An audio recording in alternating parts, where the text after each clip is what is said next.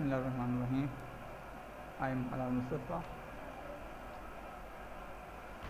So, after completing the first section of our subject, as name suggests, in this subject signals and system, we have covered the part of signals, types of signals, operations on signals. Now we're starting on second part of the subject, that is our system. So before starting to this, we will review the system definition we have discussed in first lecture.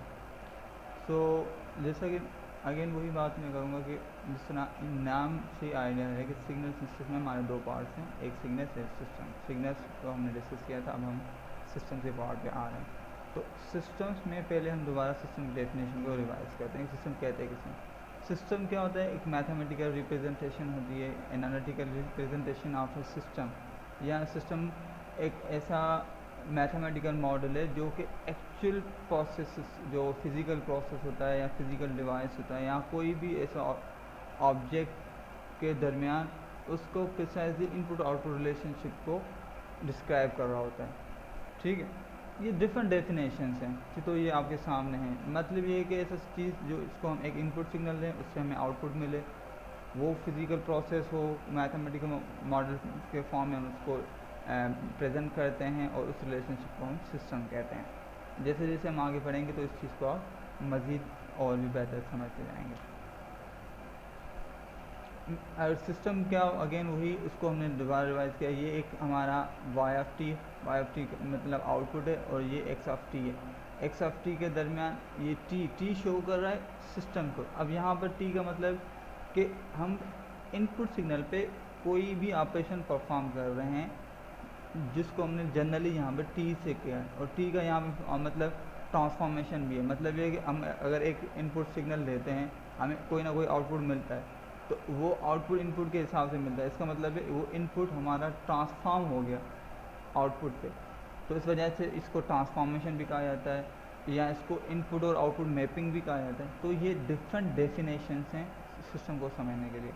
I hope कि ये चीज़ें clear हो गई होंगी। System क्या है? System एक physical process है, फिज़िकल डिवाइस या इनपुट आउटपुट रिलेशनशिप को शो कर रहा होता है। क्लियर? तो हम आगे बढ़, अगेन वही ये फिज़िकल इसको ब्लॉक डायग्राम में शो किया हुआ है। एक एक्स ऑफ टी इनपुट है, वाई ऑफ टी आउटपुट है। अगर डिस्क्रीट में सिग्नल सिस्टम्स होंगे तो वो एक्स ऑफ एन इनपुट होगा और वाई ऑफ एन आउटपुट होगा, क्योंकि टी हमारा रिप्लेस हो जाता है एन से डिस्क्रीट सिस्टम में। इसके बाद हमारा है सिस्टम्स। तो आगे अब यहाँ पे बात है कि सिस्टम्स के भी बहुत सारे टाइप्स हैं, अक़साम हैं, उनके डिफरेंट बिहेवियर्स हैं या डिफरेंट प्रॉपर्टीज़ हैं। तो पहले हम आगे, अब नेक्स्ट हमारा स्टेप होगा उसको कि कौन कौन सी प्रॉपर्टीज़ हैं, क्या क्या बिहेवियर्स हैं और जिसके बिना पे हम सिस्टम्स को क्लासीफाई कर रहे होते हैं। तो उस क्लासिफिकेशन को समझने से पहले मैं आपको एक चीज़ समझाना चाह रहा हूँ, वो है इनपुट्स के past, present and future input. इसका मतलब क्या है? ये हमें बहुत हेल्प करेगा उन क्लासिफिकेशन को समझने के लिए। सबसे पहले आते हम एक हमारा सिस्टम में हमने बॉक्स बना दिया सिस्टम में, जिसको हमने एक इनपुट दिया x of t, y of t, हमें आउटपुट मिला। क्लियर? अब यह एक्स ऑफ टी मिसाल तौर हमने सपोज करते हैं हमारे तीन, हमने ये आउटपुट सपोज करें x of t minus one, x of t plus one. तो इसमें हम क्या करते हैं, अब ये जो एक्स ऑफ टी है इसको हम कहते हैं प्रेजेंट वैल्यू। अगर मैं इसको प्रेजेंट कंसीडर करता हूँ, ठीक है, तो इसके बैकवर्ड वैल्यूज़ होंगी वो हमारे माइनस वैल्यूज़ होंगी और जो इसके आगे जो वैल्यूज़ होंगी वो हमारे प्लस वैल्यू होंगी। जो बैकवर्ड हैं हम उसको पास्ट कहेंगे, जो आगे वाली वैल्यूज़ है उनको फ्यूचर कहेंगे। अब यहाँ पर देखें, सपोज़ करें टी की वैल्यू माइनस वन, ये माइनस इन्फिनिटी से कोई भी वैल्यू हो सकती है। हम यहाँ पे 3 सैंपल ले रहे हैं, माइनस वन, 0, प्लस वन। अगर टी इज इक्वल टू 0 हमारा प्रेजेंट है तो उसका past t is equal to minus one होगा और उसका future t is equal to plus one होगा। ये बात अभी जहन में रख लें, ये काफ़ी हेल्प करेगा हमें आगे क्लास के में। अब सपोज करो एक सिस्टम है x of t is equal to y of t is equal to x of t. अगर इसमें t is equal to zero मतलब मैं पुट करता हूँ तो आउटपुट में क्या मिलेगा, x of zero. X of zero क्या है, प्रेजेंट। ठीक है, सिमिलरली अगर इसी ही सेम से एक दूसरा सिस्टम है x of y of t is equal to x of t minus one. अब इसमें आप नोट करें अगर t is equal to zero जो हमारे t की प्रेजेंट वैल्यू हो मैं पुट करते हैं तो आउटपुट हमें क्या मिल रहा है, एक्स ऑफ माइनस वन। और एक्स ऑफ माइनस वन क्या बनेगा, t is equal to zero के हिसाब से पास्ट वैल्यू।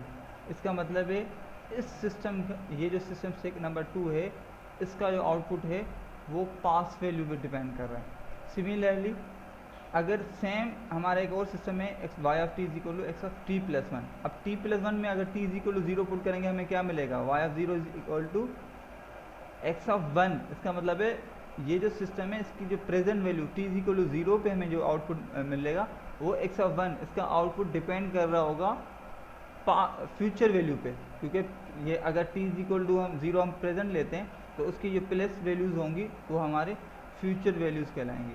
तो इसकी जो प्रेजेंट वैल्यू है y of zero, zero indicate कर रहा है प्रेजेंट, वो प्रेजेंट डिपेंड कर रहा है फ्यूचर वैल्यूज़ पे, इनपुट की फ्यूचर वैल्यूज़ पे।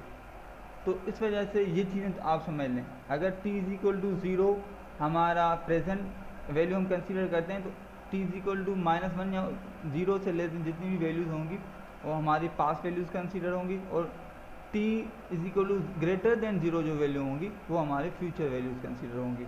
और इसके रिस्पेक्ट आपने देख ली कि हमने 3 सैम्पल्स लिए हैं सिस्टम्स के, और उन तीनों में आउटपुट हमने प्रेजेंट वैल्यू पे निकालने की कोशिश की तो तीनों ही सिस्टम्स में अलग अलग आउटपुट आ रहे हैं। ये सिस्टम डिपेंड कर रहा है सिर्फ प्रेजेंट वैल्यू पे, ये सिर्फ पास्ट वैल्यू पे, और ये सिर्फ फ्यूचर वैल्यू पे, future value of input. I hope कि ये चीज़ें आपको क्लैरिफाई हो गई होंगी प्रेजेंट पास्ट फ्यूचर इनपुट के बारे में।